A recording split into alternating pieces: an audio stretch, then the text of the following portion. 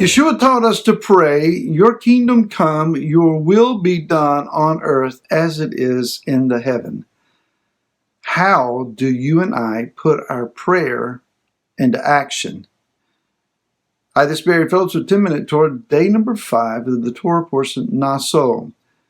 We're going to finish up today in the book of Numbers, or Bamidbar, chapter number 6, still talking about the Nazir. Now, in Luke 22, verse 17 through 18, Yeshua said, and taking the cup and giving thanks, he said, take this and divide it among yourselves, for I say to you, I shall certainly not drink of the fruit of the vine until the reign of Elohim comes. Now, I haven't fully fleshed this out. I'm still in the investigative process, so I invite your input on this matter. This is something for perhaps you to ponder through your time at Shabbat. Was Yeshua taking upon himself with that statement a Nazarite vow? Is that possible?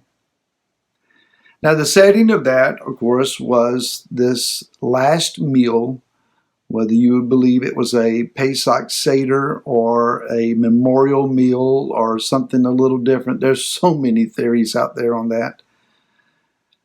This meal, he took up the cup and he blessed it, shared it among the Talmudim, or his followers, his disciples, but he did not drink of it.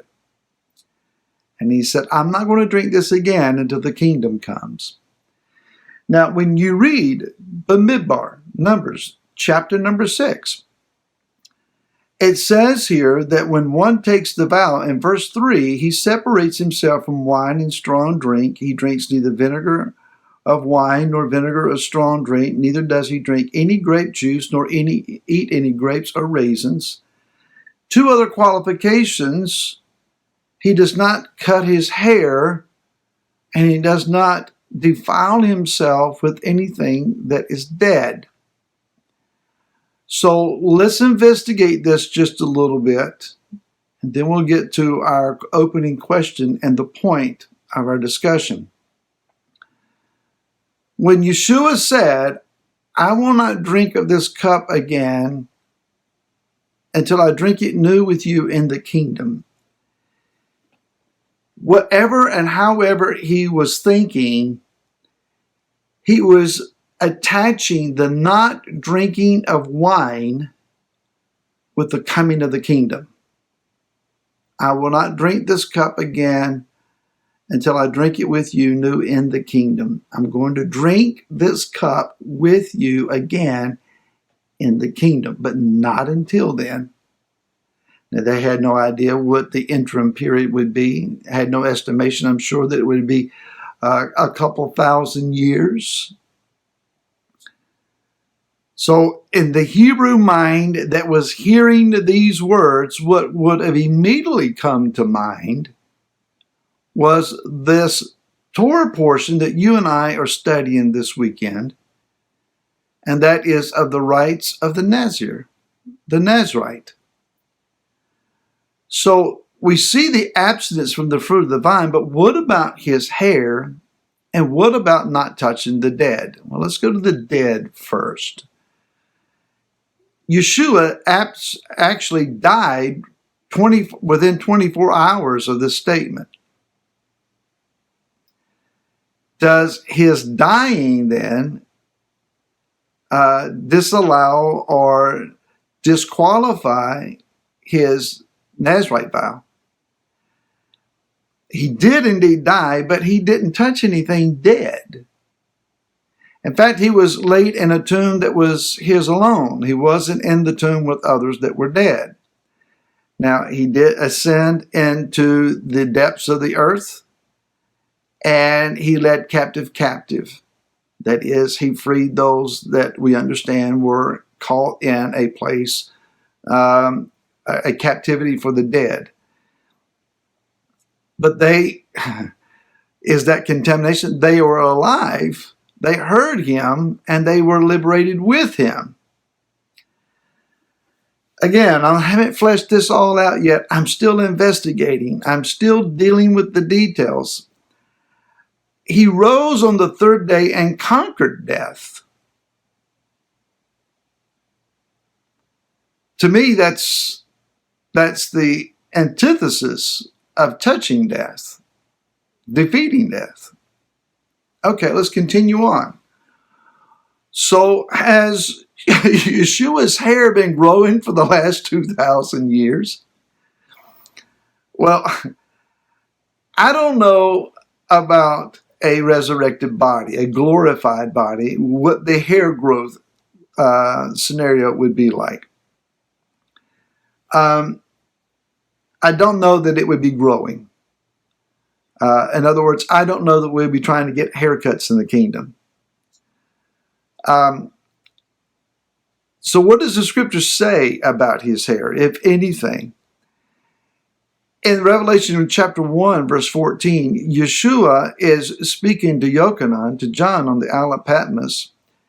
And Yochanan turns and describes the one that he sees, who then says that he is the Aleph and the Tav, the beginning, the end. And behold, he holds the keys of death and the grave. He has authority. This one, Yeshua, the Messiah, his head and his hair were white as white wool, as snow. That's verse 14. Doesn't say how long the hair was. It just simply says that his hair was white. Now, this is similarly referenced in the book of Daniel, chapter 7 and verse 9, when it speaks of one that is called the Ancient of Days, one who is seated upon the throne, and then one is brought before him, to whom is given the reign and the authority to rule over the earth. Matter of fact, he has the authority to destroy the previous kingdoms that came before him. Let's also understand that as the Ancient of Days has white hair in that chapter, in the book of Revelation, the Ancient of Days is not mentioned, but rather Ben Adam, the Son of Man. In Hebrews 1 and 3, it says that Yeshua is the exact representation of his, that is the Father's substance. In other words, what we see in the Father, Yeshua fully represents to us. Let's also remember that when Yeshua returns, he does not return as Mashiach ben Yosef, as we knew him in the Gospels, but as Mashiach ben David, the one who was a king, not a servant, but a king this time. Does his appearance change? Is his hair going to be white like wool? Is he the exact representation of the Father? Well, Jeremiah 23 says that he will be called Yud-He-Vav-He Sidkenu. He will be known by that name. So it's possible. It's just possible. So here's where we might want to ponder and consider possibly, again, the word is possibly, Yeshua becoming a Nasir. With this vow, it is to separate and then be separate. It's two different words here.